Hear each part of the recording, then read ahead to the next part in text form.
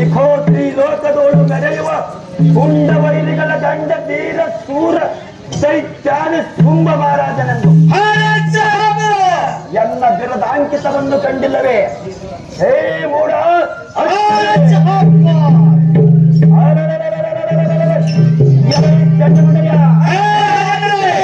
ಈ ಬಂಡ ದೇವೇಂದ್ರನನ್ನು ಬಾಯಿ ಹೊಡೆದು ದೇವಿನ ಮರಕ್ಕೆ ಬಿದ್ದಿತು.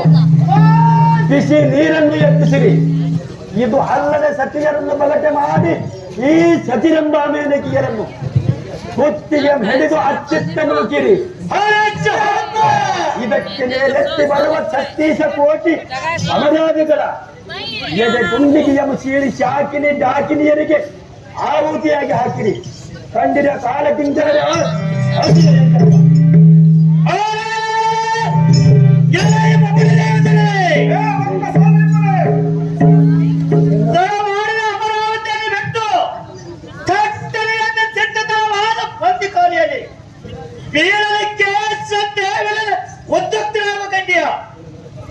ಎನ್ನ ಮೇಲೆ ಸರ್ವ ಸುಖ ಭೋಗವನ್ನು ಬಿಟ್ಟು ಈ ಸಿಂಗಾರ ಹೊಲದೇರನ್ನು ಬರೆದಿರುವುದು.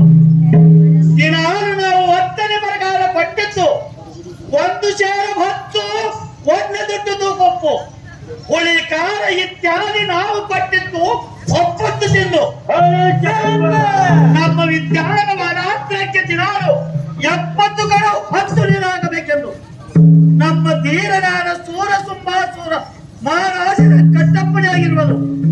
ಈ ಅಪ್ಪಣೆ ಪ್ರಕಾರ ಇರುತ್ತೆಯೋ ಅಥವಾ ಇಲ್ಲವೋ ಹೇಳು. ಎಂದಿರುತ್ತೇನೆ ನಿನ್ನ ಕಣ್ಣು ಗುಟ್ಟಿಗಳನ್ನು ಕಿತ್ತು ಮಣ್ಣು ಹೊಡಿಸಿ ಬಿಡುವರು. ಅವು ಎಚ್ಚರದಿಂದ ನಡಿ. ಇಕೋ ಎನ್ನ ಎಣ್ಣೆ ಎಂಬ ಹರ ಕಾಸರದವರು ಕೇವಲ ಸೇರುವಂತವನಾಗು. ಇದರ ಹೊರತ ನಿನ್ನ ಪ್ರಾಂತ್ಯ ಮತ್ತೇನಿರುವುದು ಹೇಳಿ ಹೇಳು. ದೇವರಿಂದ ಮಾಡು. ಹೇ ಅಸುರ ಕುಲ ದೈತ್ಯರು ರಾಕ್ಷಸರೇ, ನಿನ್ನ ಅಪ್ಪನೇ ಪ್ರಕಾರ ಸರಿ ಮನೆಯಲ್ಲಿ ಹಾಕಿಕೊಳ್ಳುತ್ತಿರುವೆ. ನೋಡು ನೋಡು, ಅನೇಕ ವರ್ತಿ ಕೂಡ ಕಳ್ಳರಾದ ಗಜಾಸುರ, ಅಂಧಕಾಸುರ, ಮೈಸಾಸುರನೆಂಬ ಯುದ್ಧ ಮಾಡಿ ಎಂಬ ತುಂಡ ರಕ್ಕಸರು ಮಾಡುವ ಬನ್ನಾಟವ ಕಂಡು ಅವರ ಗುಂಡಿಯನ್ನು ಛೇದಿಸಿ ಈ ಭೂಮಣ್ಣನನ್ನು ಗೆಂಡುಳೆ ಮೂರೈಸಿ ಅವರ ಚಂಡಗಳ ಹರಿಬಡಿದು ತನ್ನ ರುಂಡ ಮಾಲಿಯನ್ನು ಧರಿಸಿದ ಕಪರ್ದಿನಿಯೇ, ಇಂಥ ಕಾಲದೊಳಗೆ ನಮ್ಮ ಕಾಯನೆಯ ಹರ ಹರ ಪರಮೇಶ್ವರ ಶಂಕರ ಶರಣ ಆಗಲ್ಲ. ಜನರ ರಕ್ಷಕರನ್ನು ಬಿರುದು ನೀವು ನೋಡಿದ್ದಾರೆ.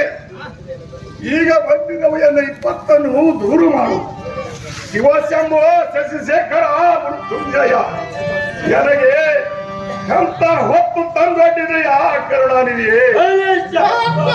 ಇಲ್ಲವೇ ನನಗೆ ಮರಣವನ್ನು ವಿಧಿಸಯ್ಯ ಶಂಕರ